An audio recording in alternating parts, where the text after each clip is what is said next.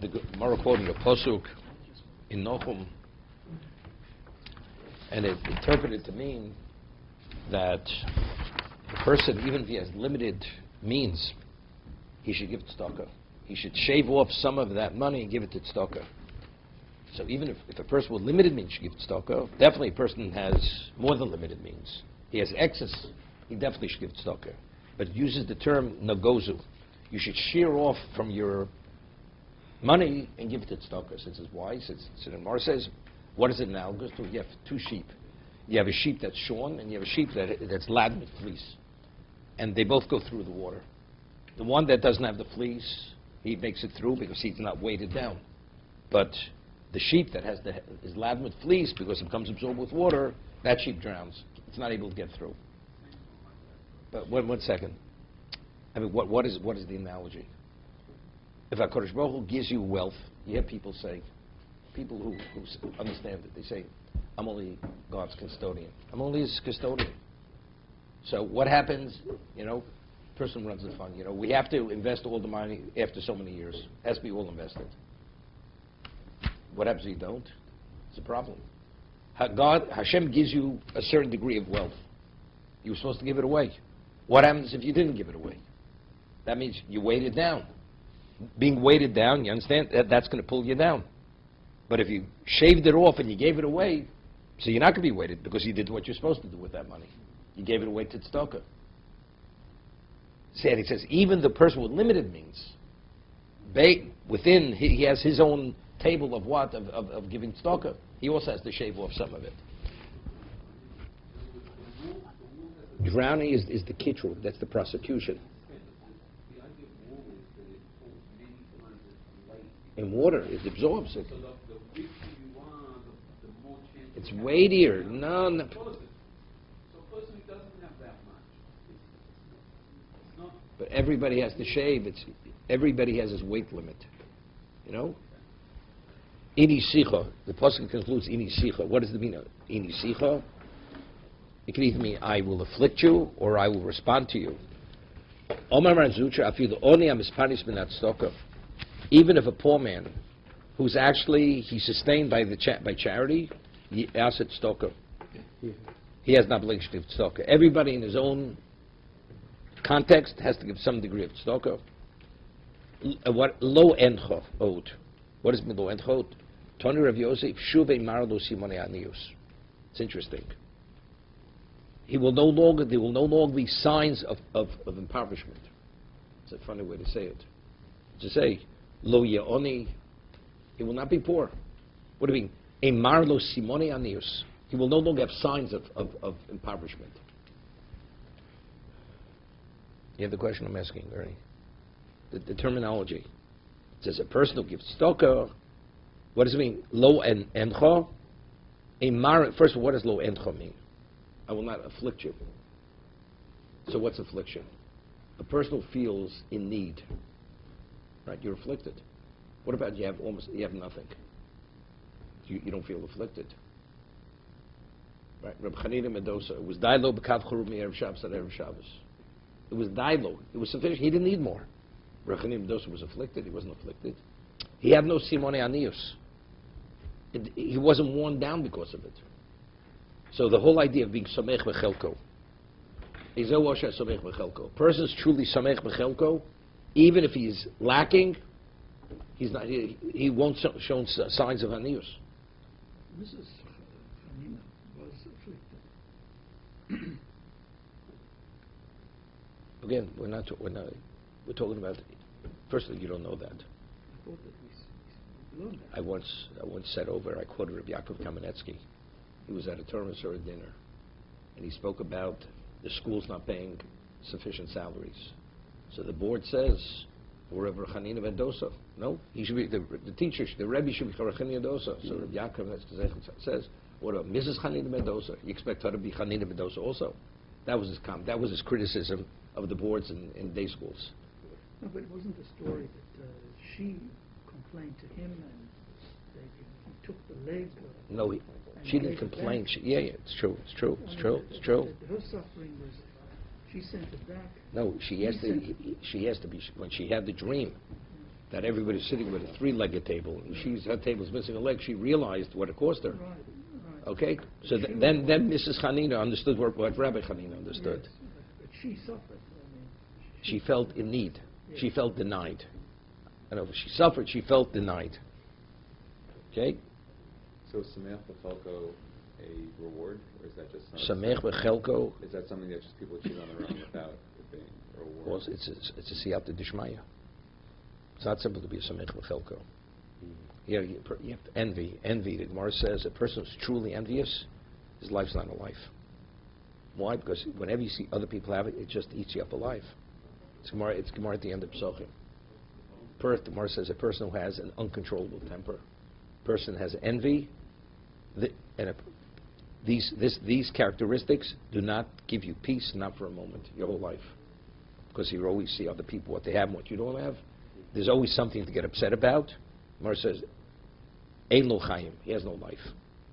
So good. So if a person is tranquil despite everything, he's satisfied. So it's okay. I have less, therefore what? Do you know Rabbi Shoshan was known, his only worldly possessions were his talis and tefillin and a mesillas yesharim. He owned nothing else. And his clothing. Outside of that, he had no other assets. Shoshan had no problem. And people would be willing to give him gifts. He could have invested in different things. He was a beyond genius. He didn't need more than that. Sameach B'Chelko, fully functional, not distracted. So is that a reward or just something someone else that you? Ein marin lo simoni anius. We're not saying he's not poor. He is poor, but there's no simoni anius. There's no signs of poverty. You know, he's everybody's equal. He doesn't feel less than anybody, regardless of what the other person has. There's no simoni anius. No, he personally has no simoni. If you look at him, he doesn't appear as if he'd be a poor person. Right. In fact, other people don't see him. Like I once said, it says, Oni choshev kemes. Right? The Gemara says, Oni. What about a person is Sameach B'Chelko? And materially he's an Oni. He's choshev kemes? Definitely not. Why is he a mess? A mess because a poor person, if you value the material, you don't have it, so what's your value? For all intents and purposes, you have no value. Mm-hmm. But if my value is not my monetary possessions, my value is who I am, so why am I choshev kemes? I'm more alive than the man who has everything. Right? I mean, just the simple understanding.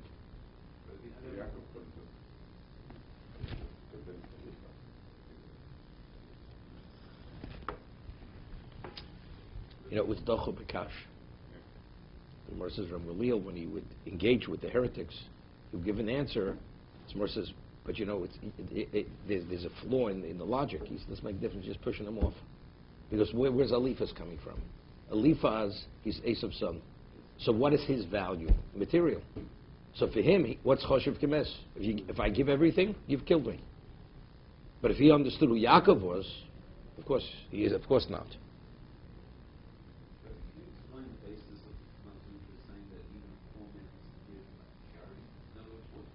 That's v'inisicha. That's delusion. The word inisicha means even the oni, even the person who's poor has to give, and even because the word inisicha is alluding to the poor man. Oni, that's oni. And what level of oni? I feel oni is punishment, not stoka. Even the oni that's supported, it's not. He barely makes sense to me. He takes charity. He has to take some of the money that he receives and he has to give it away. What right does he have to do that? Someone needs money and someone else gives it to him and say, but that's his obligation, because that's his obligation. If a person would set a precondition, I only want you to use that money for food, he has no right to give it away. But if he gives him an allowance, each poor man gets from the community an allowance, from the community fund. He has to take part of that and give it away. It may be very small, but he has to give part of it away to another poor man. Now the Gemara says in Megillah, there were two Amoroim, they were both poor. Saturday celebrates Sudas Purim. Each one gave it as a gift to the other, and the other one gave his to his. They just exchanged because they couldn't afford it. It's the same thing. I mean, he could give it to another poor man. The other poor man would give his percentage to the other poor man. But you have to give it away. You have to give something away.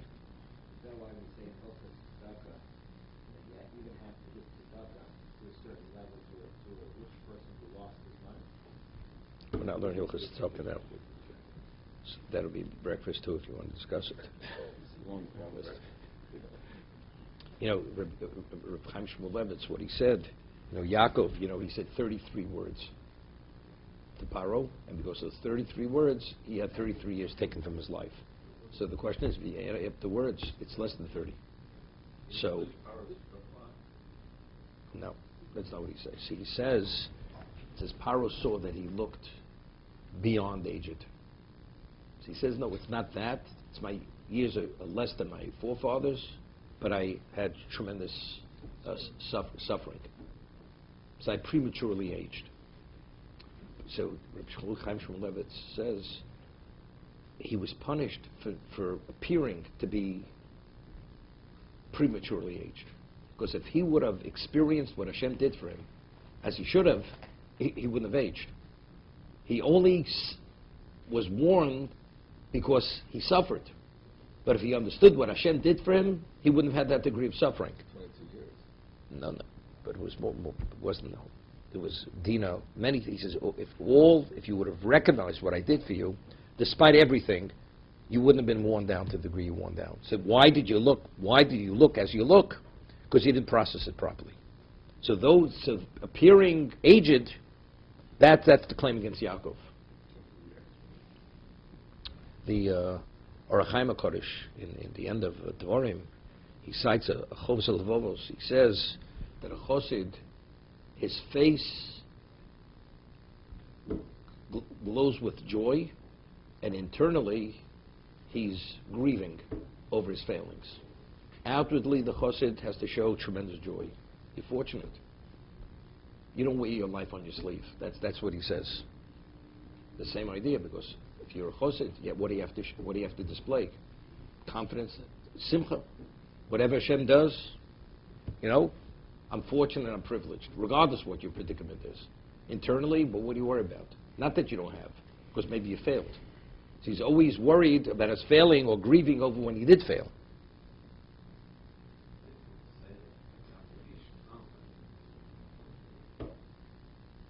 Factually, he did make a mistake. So he said things that he shouldn't have said. And what else? What does the Medrash say? He shouldn't have aged otherwise. Why did he age to the degree that he aged? Okay. Now we're getting back to the halacha. It's still difficult because Yaakov himself was very worried that he might have sinned. He didn't know his sin. You know, and they said that's how tzaddik should always worry about these things. So now he knew that he was suffering. He lost his son. This happened to his daughter, and he has a question: what did I do? Hashem is fair. Hashem is tzaddik. What? I agree with you. You know, I agree. What have I done to deserve this, or what could I have done that might have prevented this? He's living with that question. And, and he's such a tzaddik, he's beating on himself. It's my failing, you know. Had I done something different, maybe things would be different. I think it's a balance. It's a balance. The Gemara says in Tainus that a person who fasts, he's a sinner. And another Brisa says, if you fast, you're a kodesh. So how do you reconcile it? It says a person who has the ability to fast where it doesn't affect his energy level, and he could perform as if he's eating, then he's a kodesh, if he fasts. But a person where actually he compromises his function because of fasting, so he's doing the wrong thing, because it's infringing on Yavodas Hashem, therefore that person's a chotei. He's not permitted to fast. We're talking about a self-imposed fast, not talking about a tiny tzibur. He's not permitted to fast. He's a chotei. So I'm saying, as much as you have to beat on yourself, but what happens as a result of that, it actually infringes on your physicality that you can't serve Hashem as well. Then you're not permitted. As much as you have to beat on yourself, you're not permitted. Because you're crossing that line. With that line, you're not permitted to cross. So it's a balance. So evidently that subtle line, Yaakov crossed. Right? Of course he should. But to what degree? only up to that degree, not beyond that point. I mean, that's the only way you can understand it. I mean, what Chaim Shulevitz is saying. Otherwise, what you're saying is clear. Yaakov didn't do anything wrong. He grieved. He had plenty what to worry about. He thought he had no share in the world to come because Yosef was no longer alive. Failed his mission. It's worse than his mission. I mean, all existence is in jeopardy because of his failing.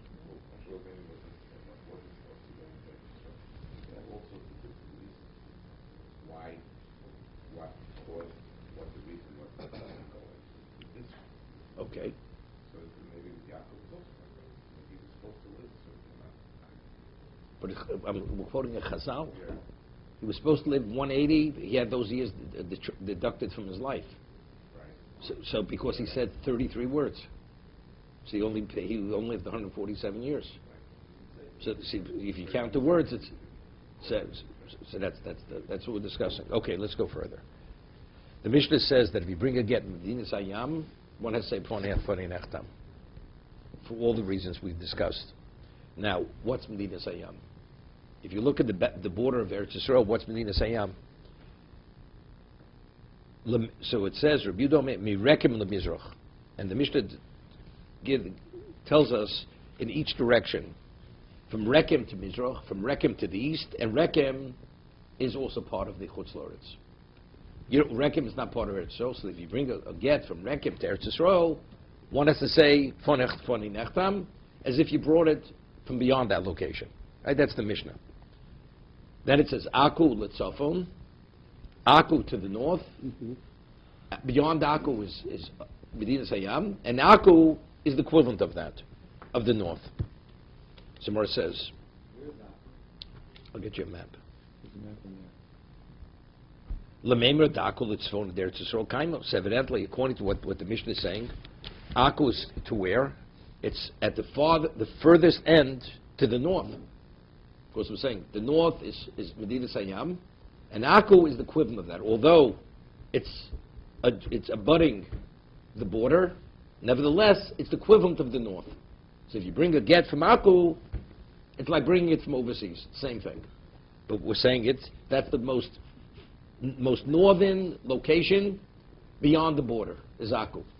Someone asks, Raminu, person's traveling from Aku to a community called Ksiv, another community. So, no. Okay. Person's traveling from Aku to Ksiv. So we'll see. Mimino, lemizrach. Now, if to the right, you're traveling according to, let's say, on the border. So if your right is east, so what's your left? West. And what's behind you? No, we'll see.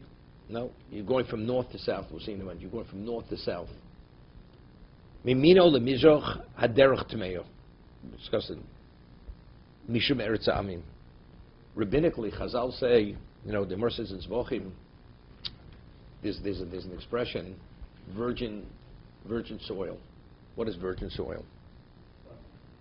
That means it was nobody ever dug beyond that location. If naturally, it was never worked. So the Gemara says that when we came into Eretz Yisrael, they went and they dug up the whole country. Why? Because they were concerned there may be remains of human beings, which creates tumah. Because now when they come to Eretz Yisrael, they have to live in the context of tarif, of spiritual purity. So if you pass over a grave or remains of a human being, you become contaminated. So from one end to another, they actually went and they dug up the virgin soil to make sure there was nobody buried. There was no human remains buried from one end to the other. That's what they did. Okay? So, but even though there's no chiyuv, I mean, a location has a cheskes taira, the presumption not, but this is the precaution they took. Because since they're going to live now, maintain themselves at a level of spiritual purity, the guarantee that it's beyond question, this is what they did. So as a result of that, they legislated, what about if you go to Eretz Amim, you go outside of Eretz Yisrael, you never know. Rabbinically, you're contaminated. So there's an argument we had, is it the earth is contaminated or even the atmosphere is contaminated? To what degree did they legislate that you contaminate? What's the halacha? What's the halacha if you're insulated in a box and you go into a cemetery? You're not contaminated. right? Why? Because the box insulates the person, because tumah rises, right?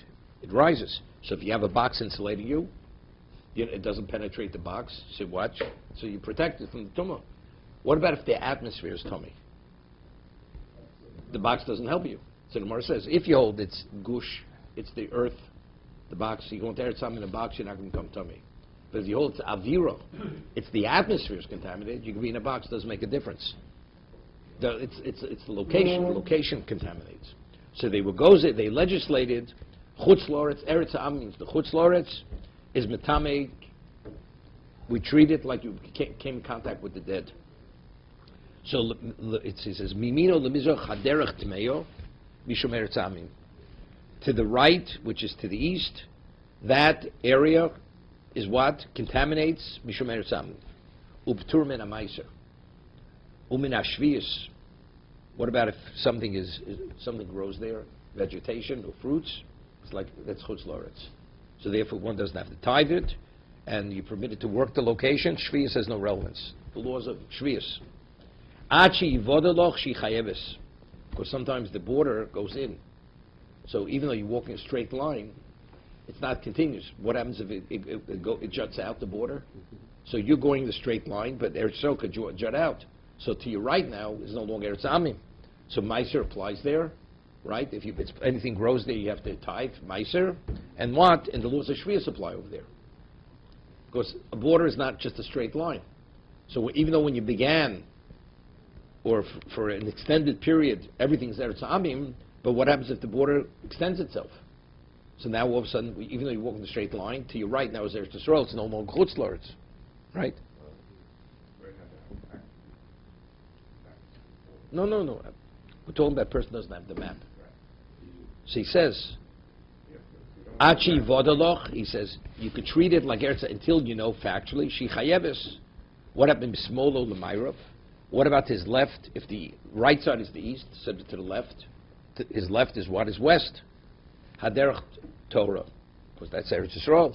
So the road, the path is Torah. Torah Mishmer Tzamim. Right? It's pure, it has no relevance to outside Eretz Yisrael. The chayeves b'maiser, you're obligated to tithe the produce, whatever grows there. Ubi shvius, and what? And the laws of shvius apply to that location. Achi vodolach shi p'tura, until you know factually that it's not, because sometimes the border goes in.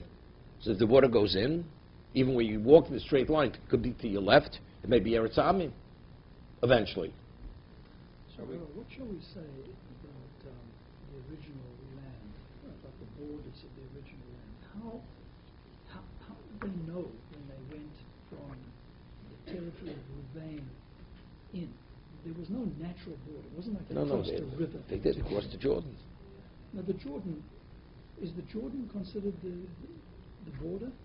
Yes, on that side. On that side. So that is the eastern border. That's the eastern border. Correct. So there was wait, that's simple. There's a natural border. But even the portion of Reuven of the Transjordan side is also Eretz Yisrael. The laws of tithing and Shvius apply over there. They do. That's Eretz Yisrael. It was given to them. That's their portion. But it wasn't part of Eretz Yisrael. But it doesn't make a difference. But they asked, Hashem said it's part of Eretz Yisrael. So we're dealing There's slight differences, but regarding what we're talking about now, doesn't contaminate. You have to tithe, and you're not permitted to work the land during Shvius. So even the original was fine with the Jordan, but even if you talk about the northern or the southern borders, was that something that we have to say Hashem told them specifically Yes. where to draw the lines? If you read, the Torah outlines the border, and it speaks about it going in, going out. No, but it's very general. I mean, Okay, I understand, from but this town to this correct. town, No. it doesn't tell you about straight No. lines, curving It does. lines. It speaks about curving lines. It does. No, even in Torah. Okay, they knew exactly where it was. It was communicated to them exactly where the border went, to what point, and what point not. But they put like boundary markers. But it says over the man, if the boundary marks, he would know. Here he's telling you, if you generally know, you don't have to suspect to the left, to the right is this, or to the left is that. No, there's a chazokah. No, but it's like you assume that it doesn't need master. That's a kula. Because It's a presumption. It's a presumption. But let's say you come to a point there's a basis to question. Then you have to go look. Okay? Look, ignorance is bliss. Person has no one. He's in Eretz Yisrael, he thinks it's Chutz La'aretz. Okay, so he's doing the wrong thing. This is a person who generally knows, and he has a sense, but so okay, so what's the rule of thumb? So this is the rule of thumb, how you have to conduct yourself. Okay? Now, Ad Heichon, to what point do you follow this formula? You're going from Aku to Ksiv, Ad Ksiv, until Ksiv. Rabbi Yossi Mishemoviv Ad Lavlevo. Not, Lavlevo was beyond Ksiv. Okay? So, where are you going? So over here,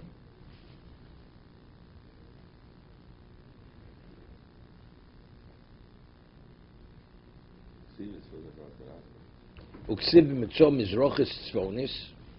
We have the picture here. Exactly. Yep.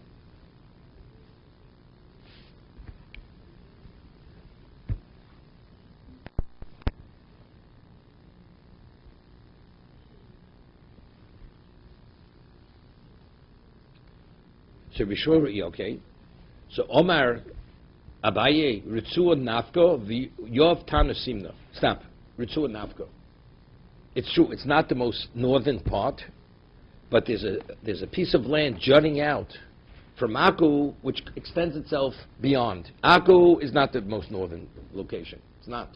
But there's a small strip of land which extends itself from Aku, which goes that beyond. Goes north. Goes north. Goes. To Ksiv. Land that goes up.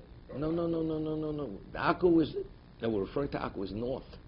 It's the most northern. No, Aku is not the most northern. But there's a small strip of land that extends itself from Aku. No, Aku even closer in it is Chutz La'aretz. But why are we referring to Aku as the most northerly? Because there's a strip of land which extends itself, which is the most northern. So Aku proper, so to say, is not the most northern. But there's a small strip of land which extends itself, which is also called Aku. So we're identifying Aku with the small strip of land. So that's the Gemara asks. Said Gemara asks, V'yov Tanasimno? Hochi? I mean, if we're speaking about something which is barely noticeable, is that the way you identify a location? By something which is barely noticeable? Is he going to give that as a marker? Usually when you identify something, it's by where it mainly is located. It's not the Mesilo. So Mar says, Ein, Kron Nami Yov Simno. We find the Pasuk does the same thing. D'chsiv, Vayomru hine Chag Hashem b'Shilo, Miyomim Yomimo, Hashem mitzvonu lebeis El, Mizroch Hashemish. What is it referring to? It's identifying exactly where this is located. B'Shilo, it's to the north of Beis El, Mizroch Hashemish, leMesilo. What's a Mesilo? Mesilo is what? It's from this piece of small strip of land that extends itself. Ha'ola mi Beis El, Shchemo u'minegev l'Levona. So we see that even though the main location is not that, nevertheless it uses that as a marker to identify where something is. That whole area, that whole strip. But the strip is, compared to the location, is nothing. Nevertheless, it uses that as an identifying marker. It's the same thing here. Although Akko is not the most northern part, but because you have a small strip of land to identify, to say what it is, it's the most northerly part. Okay. Let's go further. We learned in one brayso. Now it's interesting. What's the halacha? You have a boat, and it's docked in the river. Let's say in the Yarden, Jordan. Jordan is definitely in Eretz Yisrael. And the person writes the get in the boat. Right? It's floating. The boat is floating. So the sofer is in the boat, and he writes the get. The husband, he's instructed, he writes the get. He has David, the world. Everything's done in the boat. Is the boat seen as Chutz La'aretz? Because being in Eretz means that actually you have to be on dry land. Well, no, that because factually it's a river, or it's the sea, which is Eretz Yisrael, it's within the boundary, that's called Eretz Yisrael. So the difference is if the person brings the get from the boat onto dry land to deliver it, Does he have to say Fonei Nechtam? So one brisa says, maybe get bisfina, maybe Eretz Yisrael. Because the boat is within the boundary of Eretz Yisrael, even though the boat is floating on the water, that's Eretz Yisrael. So therefore the shliach does not have to say Fonei Nechtam. The reason we're saying we're not saying has to do with aiding and abetting and kind. Low plug. We don't differentiate. If the location is not seen as Eretz Yisrael, it's brought from overseas. Okay? V'tanya yidoch we learned another brisa. Kemevi b'chutz loretz. The first brisa says it's like Eretz Yisrael. Therefore, the shliach does not have to say Fonei Nechtam. The second brisa says no. The boat, the confines of the boat is like elsewhere. Therefore, if you bring a get from the boat onto dry land, although it's just outside the boat, it's like bringing it from overseas. The shliach has to say Fonei Nechtam. Okay? Is the water in Eretz Yisrael? Water's in Eretz Yisrael. River in River in Eretz Yisrael. Eretz Yisrael. So how do you reconcile the two brises? One says it's Eretz Yisrael, one says it's Chutz Loretz. The Gemara is not being particular about where this water is. No, it's understood. Is it the Mediterranean? Is it the Jordan? Where is it? Either way. Both. I mean, because you could be pretty far No. west We're talking about, it's definitely, the location is definitely in Eretz Yisrael, the river. The river is definitely in Eretz Yisrael at this point. In the Mediterranean, yeah. Look, if it's too far out, not, but let's say it would be just along the, right? It would be right on the seashore. Do we know how far Yes. Eretz Yisrael extends into Yes, the Mediterranean? that's in the Torah. It says, it speaks about islands. There's certain islands. Beyond the islands is not. Anything within the islands is Eretz Yisrael.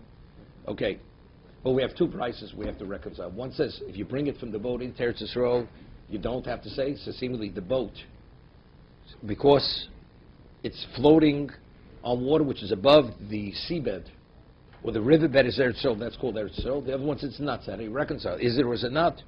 Amar Rabbi Yehuda lo kasha. Ha Rabbi Yehuda Rabbanan. It's based on an argument of Rabbi Yehuda and the Chachamim. Now, if you have a pot, a flower pot, made of earthenware, where it's not glazed, earthenware is porous. Now, everybody agrees, we'll see in a moment, if you have a flower pot which has a hole on the bottom, and you put it, let's say, on the ground, and the root does not grow into the ground. So although you have earth in the pot and whatever is growing from the earth in the pot, it's considered as if that earth and the earth of the ground are the same earth. Because the nourishment, the nutrients come out of the ground and they're absorbed into the pot. So let's say in Shabbos you'd pick that up and you would actually, and you put something underneath, which would sever the connection to the ground. It's Nisidor. That's called Tolish. That's called reaping. Because the earth in the pot is considered, that's not called, if you tear, something's growing in a pot, and you tear, you detach it. It's not kotzer. You're in violation of something else, not kotzer. It would be okadav migadulo. You're taking something out of its location of, let's say a person pulls a hair out of his head. That's called okadav migadulo. The Gemara says in Shabbos we had, if you have moss growing on the handle of a pail, and you remove the moss, it's in the Raisa. Why? Because that's called okadav migadulo. Because you're removing something from its location of growth, the moss is growing on the pail. You're not permitted to do it. Maybe it's told of kotzer. But what about if you, let's say you have a cherry tomato growing in a pot, and you tear the cherry tomato off? You're not in violation, even okadav migadulo. Why? Because that's not called natural growth. Something that grows, a fruit or a vegetable, or vegetation, is supposed to grow in the ground. A pot, earth in a pot, is called unnatural. So therefore, it's not Isdoraisa, it's only Isdrabanan. Isdrabanan, but not Isdoraisa. Because removing something from its location of growth means its natural location. Anything grows, what's its natural location? The ground itself. The earth in the pot is not considered that, it's called unnatural. Okay? Moss grows anywhere, whether it's on the handle of on the tree trunk, or it grows on the handle of a pail. Wherever it's moist, that's where it grows. So that's its location of growth. Therefore, removing it is an Isdoraisa. Okay? But an earthenware pot that doesn't have a hole in the bottom, you just put it on the ground. We'll see. That's what we're going to discuss now. Because it's porous, is that sufficient that it'll absorb the nutrients of the ground, even though it's sealed? So the Gemara is going to say, this boat we're speaking about is made of earthenware. It's not a wooden boat. It's not a wooden boat. Or it's not a boat that's waterproofed with tar on the bottom. It's just, why doesn't it dissolve? You know, probably if it's put into a kiln, maybe if it sits in the water long enough, eventually it softens. But after it's put in the kiln, it's hardened. But nevertheless, because it's earthenware, it's porous to a degree that it will absorb the nutrients through the material itself. It's still water, it's not the ground. No, but the nutrients goes through the water. Right, but it's still not earth, I'm saying. It's water. No, but it's attached to the ground. There's an attachment. If something would be growing in this boat, right? You have earth on the floor of the boat, and something's growing. That earth, is it associated with the seabed, under the water? So if you say the boat is porous, that means it is like hydroponics. How does hydroponics work?